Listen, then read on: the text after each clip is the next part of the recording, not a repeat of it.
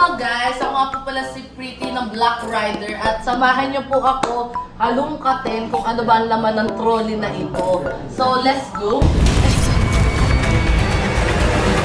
Ayan. Owner din po ata. Siyempre, script natin. Tapos, alas 3:21 na ng hapon. At ang wallpaper ko, ang aking buong pamilya kasama ang aking baby, nanay, tatay, papa. Siyempre, me, si Pretty.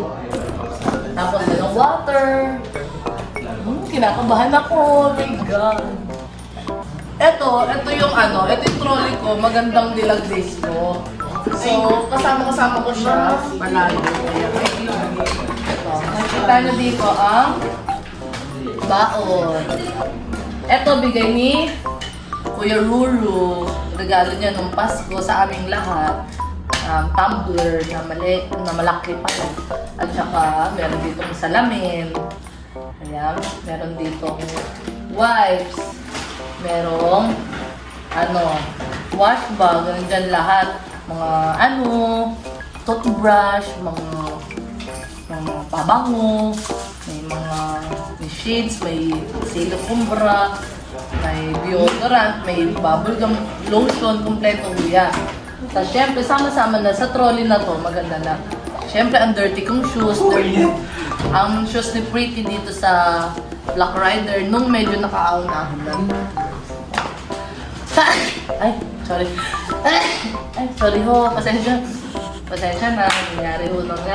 Syempre, ang aking bra na size, malaki ho siya eh. Medyo 34B po. Syempre, ang speaker. Tapos, ay, dalawa pala yung ganito. Headband. Tapos, ang aking makeup. Yun lang, that's it. Thank you so much. Ayan ang aking trolley na dinadala tuwing taping. Kompleto na sa isang ganyan, kompleto na dapat yun. So, ibabalik lang natin. Kasi nagkalat tayo. Yung bra natin. Dapat may extra bra kasi nga, pag nangasim, papalit-palit din pag may time. Dati kasi hindi ako papalit.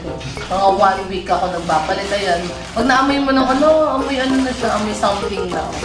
You need to change na. Tapos ito, babalik na natin. Tumbler, ito ginagamit ko. Siyempre, para matuwa yung taong nagbigay. Ruru Madrid, thank you so much, Black Rider. Ayan. Speaker natin para kapag bowling. Siyempre, itong upuan ko. May kumot dyan, may unan dyan. Kasi minsan, matagal yung keme.